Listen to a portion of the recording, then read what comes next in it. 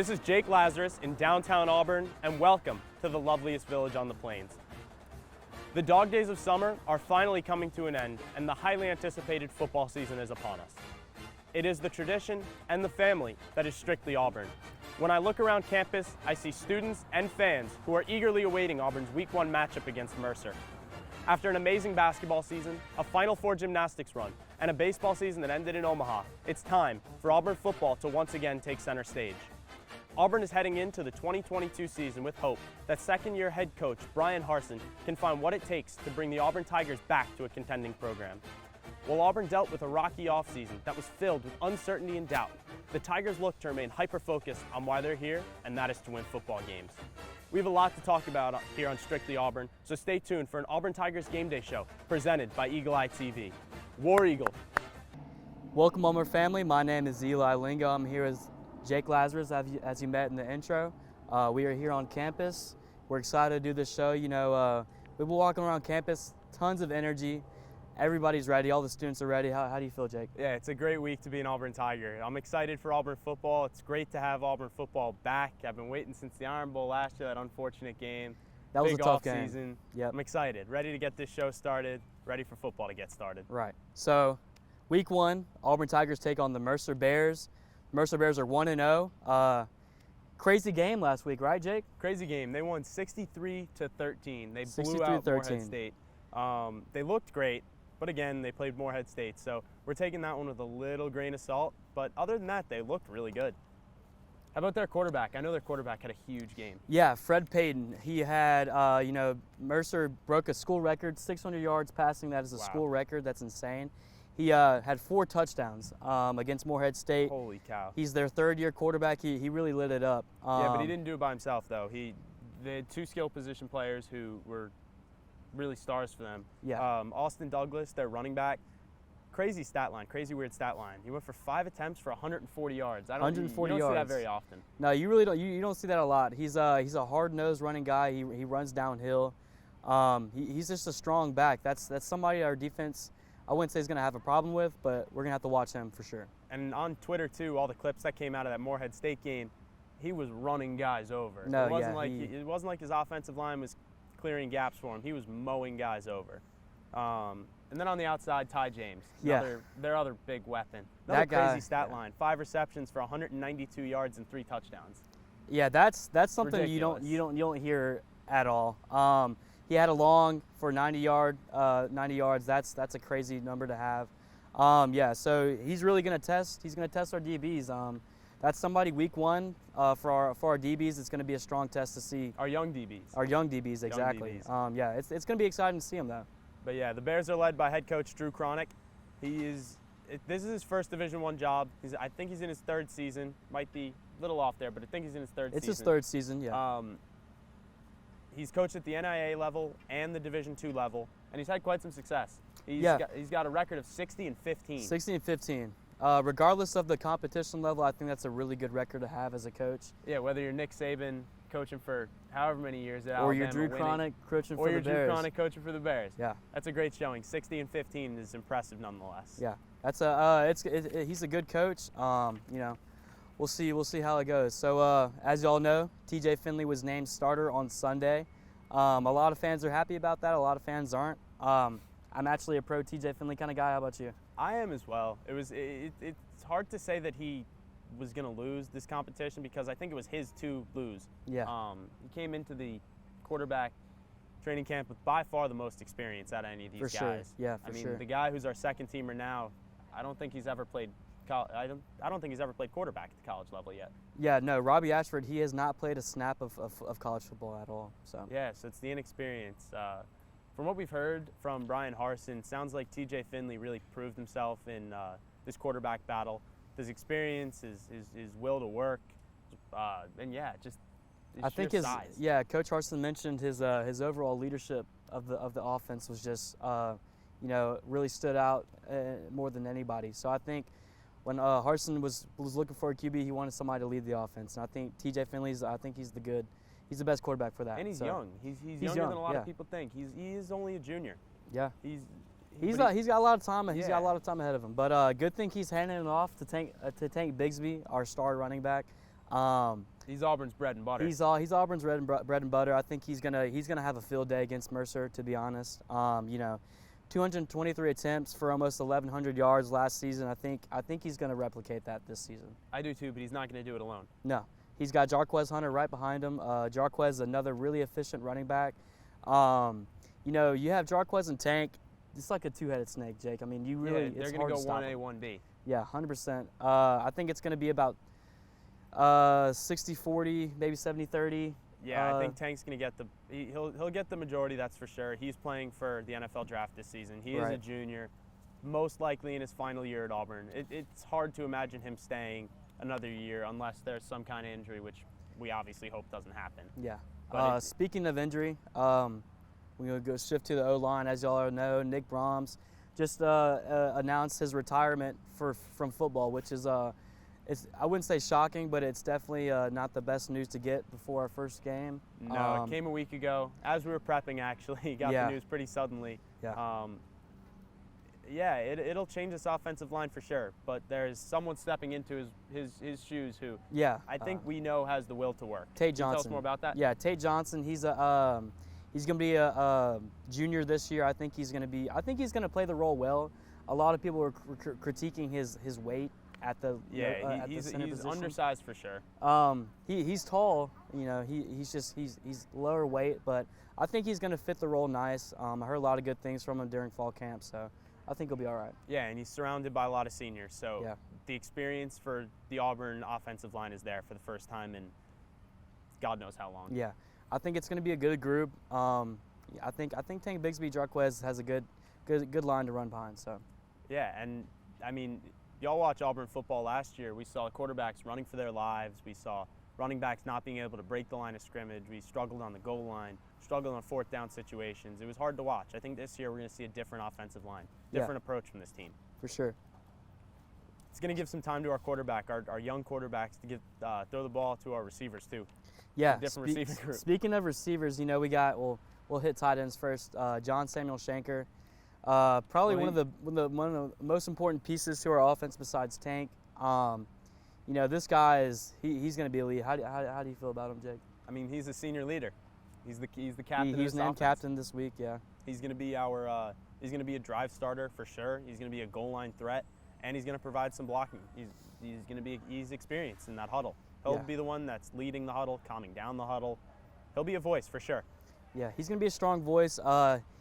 He did have a number change, 25 now. Yeah. I think he's feeling slimmer. I think he mentioned the other day that he feels. Is that what feels 25 quicker. means? Yeah, I think the number change definitely. He's going to be getting out of his breaks a little bit quicker. So hopefully we'll Maybe see that he against wants to be a receiver. Yeah. Yeah, Who knows? we'll see. So speaking about this receiver core, we brought in iKiller, the new receiving coach. He's an NFL kind of guy. He's got a lot of experience coaching NFL talent. How do you think this receiver core is going to do this year? Well, last year was, trying to say it nicely, but atrocious. Yeah. Too many drops. Drives were ended prematurely. Couldn't convert on third down. It was hard to watch. But I think this year, iKiller, we saw a lot of videos coming out of fall camp and spring camp. Guys just sitting in front of the jugs machine, making catches, catching endless passes with TJ Finley and the backup quarterbacks for that matter. They're going to look improved this year, that's for sure.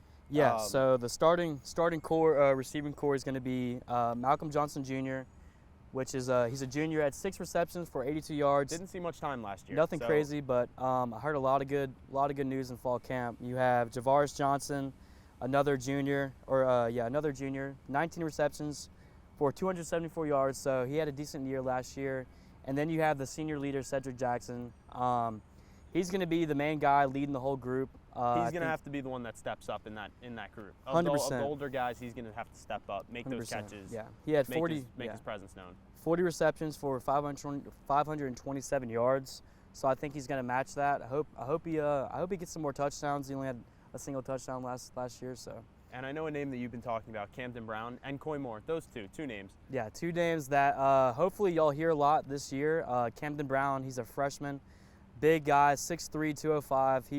He's a really receiver that's going to go up and grab the ball. He's a red zone threat. Every single article and headline I saw during fall camp mentioned his name.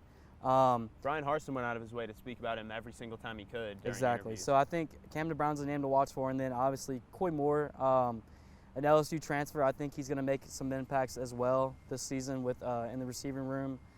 So yeah, just look for those two names, Coymore and Camden Brown, for sure. I'm excited to look out for those names. We just got to watch for the red shirt room. Yeah. Who knows what? Coymore is actually a sophomore. Yeah, he's a sophomore. He's sophomore. So Camden's probably.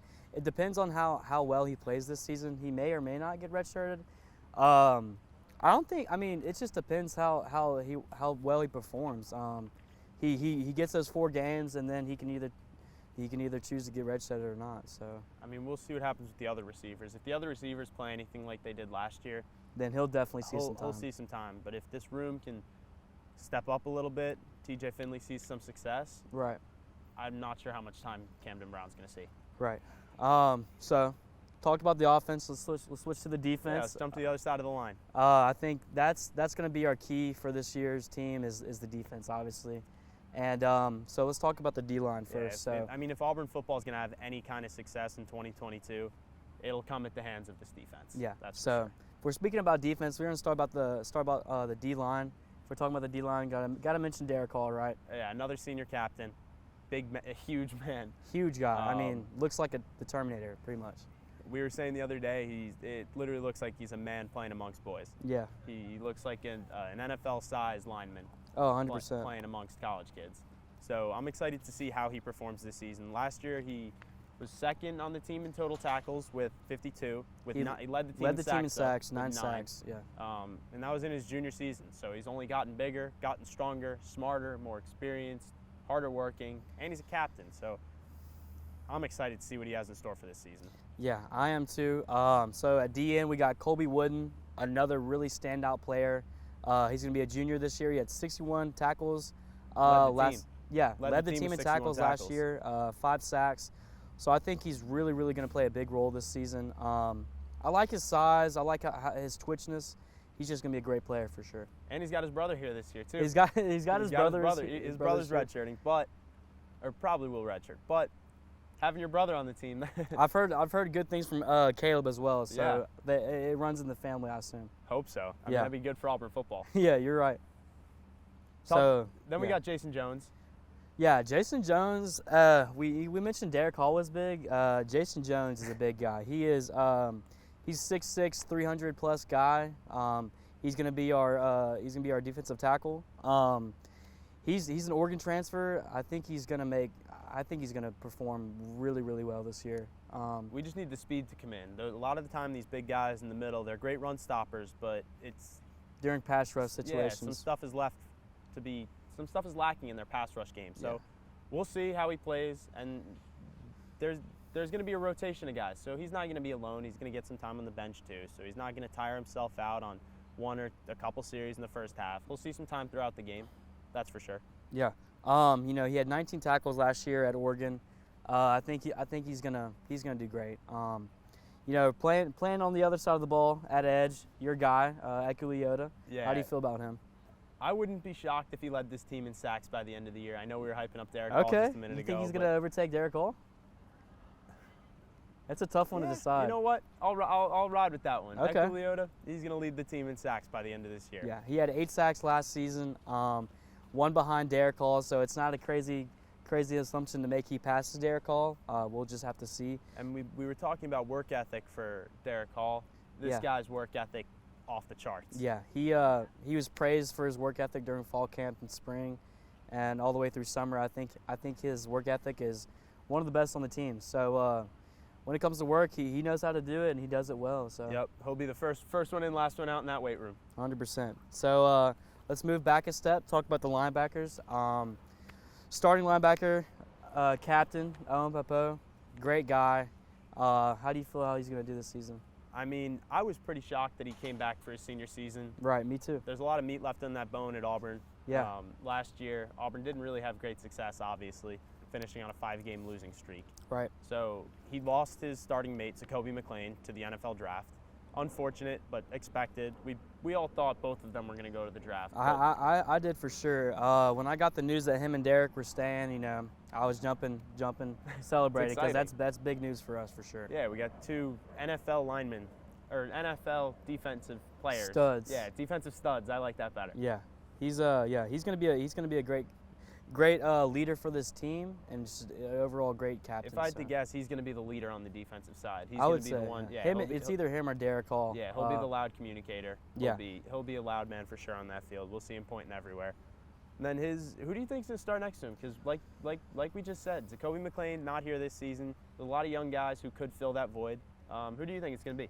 Yeah, I think Jeff Smetting, he went with Cam Riley to fill the McLean's role. I think that's a great guy to throw in there next to Owen. He's Cam's from Alabama. He's a really good kid, big frame. He just loves contact. I mean, he's quick. Like I said, big frame. He had 14 tackles last season. I think he's going to be a great linebacker to be mentored by Owen for sure. Yeah, and hopefully, I mean, he's a junior. Yeah. So who knows if he'll go to the draft at the end of this year? I don't think so. So hopefully he's I think he'll come back, and he'll be another stud senior linebacker next year. So someone that Owen Peppo can kind of mentor and pass the torch on to. Right. Yeah. But we also, I mean, speaking of losing guys to the NFL draft, along with Jacoby McLean, Roger McCreary. Yeah. One of the best cornerbacks in the country last season. Top two for sure. I say one, you say two. It's tough to pick against Sauce Gardner, top cornerback pick in the NFL draft, went to the Jets. Even though I'm a Giants fan, hometown team, he's going to be a great cornerback for the Jets. Yeah. Be a lockdown corner there. I'm biased. I like Roger just a little bit more. But just speaking about Roger leaving, I think to fill that role, we have two really solid cornerbacks with Nehemiah Pritchett and Jalen Simpson. Those two guys they're going to be great for us. I think Jalen Simpson is going to be more of the tackling, coming down, making plays on the ball. Yeah. And just laying some hat. I think he really loves contact. And then Nehemiah Pritchett, he's a really smart defender, plays the ball very well. I'm really excited to see them play week 1 against Mercer. Yeah, you were saying Jalen Simpson, one of the best tackling defensive backs Auburn's had in quite some time. I would say so. I think the way he comes down, his speed, he just comes down with a different kind of energy. So, well, like we said before, these guys aren't going to be the only ones seeing the field. We're going to see some of these second-teamers and third-teamers, guys who won't necessarily see reps come SEC time, right. But in these week 1, week 2 matchups against Mercer and San Jose State, just keep some names out for. What names should we keep an eye out for come week 1? I know the two cornerbacks that are going to be behind Nehemiah and Jalen is going to be DJ James. DJ James is going to be one of those guys that's just I actually played with him in high school. We went to Spanish Fort together. He's a great kid. Go Toros. But, he's a really quick defender. I mean, he's lightning fast, got really good hands. I just like the way he plays the ball. And another freshman to look out for is J.D. Rhyme. I heard made a lot of waves during the fall camp. Another name to look out for. So, yeah, J.D. Rhyme and DJ James for sure. And back on that defensive line, Jeffrey Mba. Oh, my gosh. Yeah, Jeffrey Mba, that #1 JUCO. Freak of nature. Yeah. #1 JUCO product. I think Harson's really made an impact in the transfer portal with him and, other guys that we picked up. He's a 6'6" guy. He's international guy. He's from France. From France. He started out as a soccer player, interestingly enough. So that's absurd. That's crazy to think about. Soccer guy turned football player. I mean, one of the cool things that we were reading the other day that our offensive coordinator was saying that along with learning all the the hand positions as a D lineman and the footwork and all that, he's got to learn the rules of the game. Exactly. He's and doing that at the same first. time, yeah, it's crazy. Learning it all at once. So it's kind of crazy to think about. But yeah, this defense is going to be deep. Yeah. There's going to be a lot of guys who are going to see the field. So look out for these young names. For sure. And then we got the two safeties, Zion Puckett and Donovan Kaufman. Two hard-hitting guys. They're going to be, mid-third guys. I think they're going to play really well. Zion had 48 tackles last season, 35 solo tackles. That's a really great number to have as a safety. Kaufman had 33 total tackles, 26 solos. So I think those numbers are going to go up, I hope. But I think they're going to play well together for sure. Kaufman's also going to help fill the role of Roger McCreary. He'll drop down in the nickel. Yeah. He'll play some slot corner. Yep. We'll see how he looks too. Maybe he'll see some time at corner. Who knows? I know he did last year. Yeah, he's a really versatile athlete. he can play all over. So yeah. I think one of the bright things that have come out of Vanderbilt football. Yeah, you're right. Hey, Vanderbilt's on the come up. They're 1-0, 60 points last weekend. I know. That was. I mean, yeah, that's it was crazy. Weird showing. Weird to hear Vanderbilt football with a big win. Yeah, you heard it here first. Vanderbilt's on the rise, so maybe we'll see some. All right, let's move on to some over-unders we got for Auburn football this season. You ready for? You want me to hit you one? Yeah, go ahead and hit me one, Jake. All right. TJ Finley, 7.5 games started. What do you got on that? That's funny. I'm a TJ Finley fan. I think I'm with whoever Harsin thinks is going to be. He thinks is supposed to win the job. So I'm gonna go over for that. What about you? I think I'm going to take the over as well. I mean, it's hard to win without consistency. I don't see either of these backups proving as QB1s this season at least. I think TJ Finley plays the majority of games. I don't know that he starts every single game. I think there might be a game or two where he falters a little bit, and Harsin gives one of these, either gives Robbie Ashford or Zach Calzada some time, especially maybe next week San Jose State, or some second half time against some lighter SEC competition. But I'm taking the over on that one. Yeah, for sure. I got one for you. Tank Bigsby, over under 11.5 touchdowns this season. It's hard. He had 10 touchdowns last season. 10 touchdowns last season. So I think that number's going to go up. I have to take the over. He's playing for a spot in the NFL draft. Yeah. So it's hard. That one's tough because he's also splitting carries. He's also splitting carries with Jarquez. I'm gonna go ahead and take the over on that one as well. I think he's gonna go crazy this season, to be honest. I mean, he's running behind the senior O-line. I know he's splitting carries with Jarquez, but I think he's gonna eat this year for sure. All right, I'll hit you with one more about Tank Bigsby. All right, go ahead. All right, 1,250, 1,250 total yards. You got the over or the under? Over under. I mean, I mentioned Tank I think he's going to eat in all facets of the game this year. You know, receiving passes, scoring touchdowns. I think he's going to go over on the yards for sure. Wow. For the first time, we're going to disagree. Yeah. For the first time, we're going to disagree. I'm going to take the under on that. Okay. Just because we got a couple running backs behind him that are going to see some touches. I think the yardage will be down, but although I do think he's going to score touchdowns. Yeah. So I think he's going to get the brunt of all the goal line carries. He's going to be that third down back too. We'll see. Yeah, we'll see. We'll definitely see. So do you think over or under? Does anybody have, or do you think anybody has 10 or more sacks this season or not? Well, like I said before, I think Ekuliota leads this team in sacks. So I think in order to do that, to beat Derek Hall, I think he's going to have to go up over 10. Over 10? Yeah. Yeah, I think somebody's going to have 10 or more sacks, but I don't think it's going to be Ekuliota. I think it's going to be Derek Hall, obviously. He's the senior captain at the edge position. I think he's just going to go. He's going to go crazy. So, yes. You have another one, right? Yeah, I got one more for you. Will Auburn go better than 500 in SEC play? Will they go 5-3 or better? Okay, I think. All right, I'm going to go ahead and say this. I'm very high on Auburn. Yeah. So obviously I'm going to go yes. I'm ton of positivity coming from me. So yeah, I think they're going to do that for sure. What about you?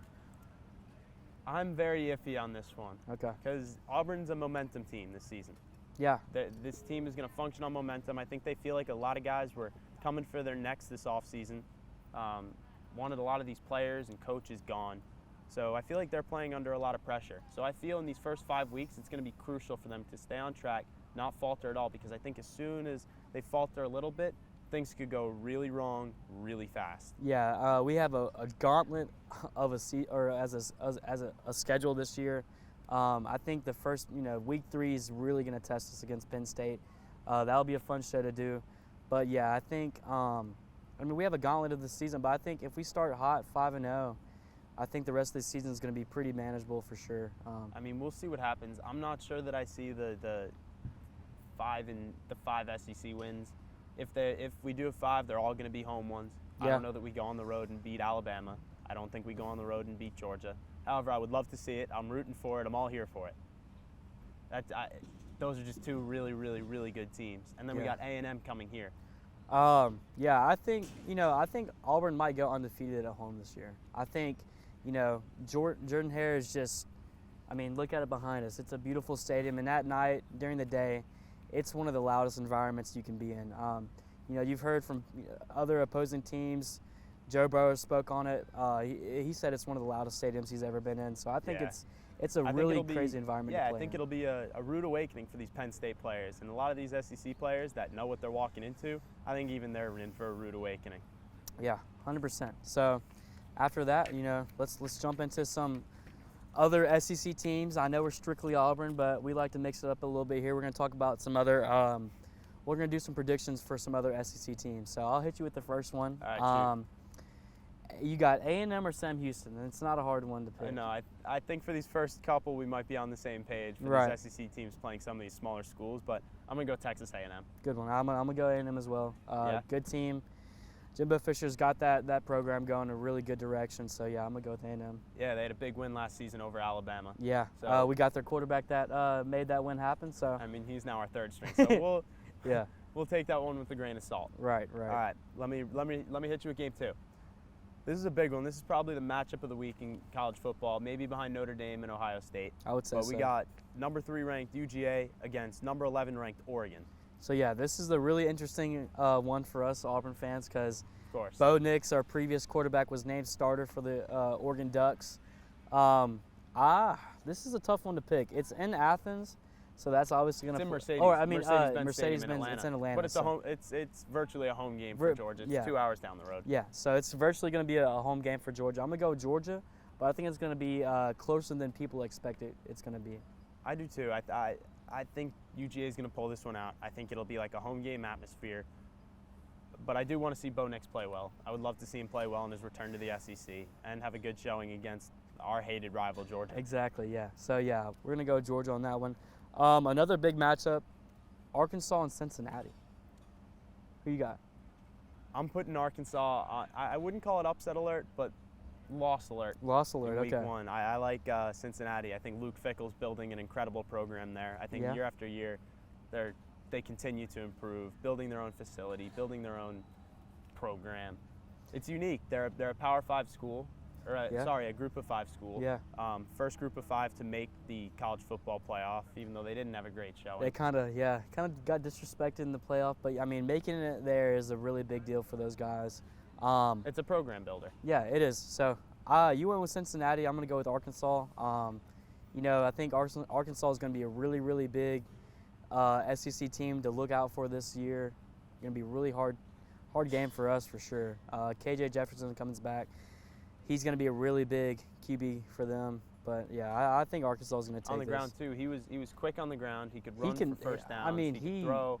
He's a dual threat guy. He's got a cannon, and he runs hard too, Jake. I mean, last year when we played him, we won. But I mean, he was just throwing our guys off like it was nothing. So I think he's gonna have fun against Cincinnati for sure. Yeah, that was a game on the road too. So this year, hopefully, Jordan Hare makes that difference in this game. 100%. So another easy one to pick: Ole Miss and Troy.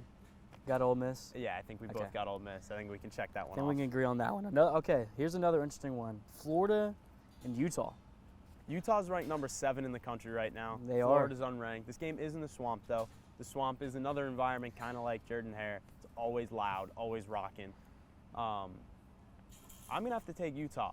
I wouldn't call that an upset. I think Utah's going in the favorite. I think they're favored by 3 points if I remember seeing that one right. I'll take him. I'll take him in the Swamp. Okay. Yeah, I'm going to have to disagree with you again, Jake. I'm sorry.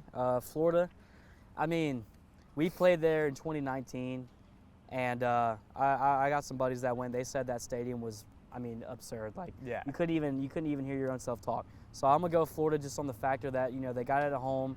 It's gonna be a crazy atmosphere, and I think Florida might be halfway decent this year. So we'll see. I kind of hope so. It's always fun to see the Gators playing well. They haven't been good for a few years, so it's always fun. 100%. So you want to hit me with one real quick?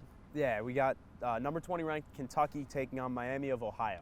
Yeah, Miami. Okay, so yeah, I got Kentucky on this one. I think I got Kentucky as well. They're a program that I feel like every year they keep getting a little bit better.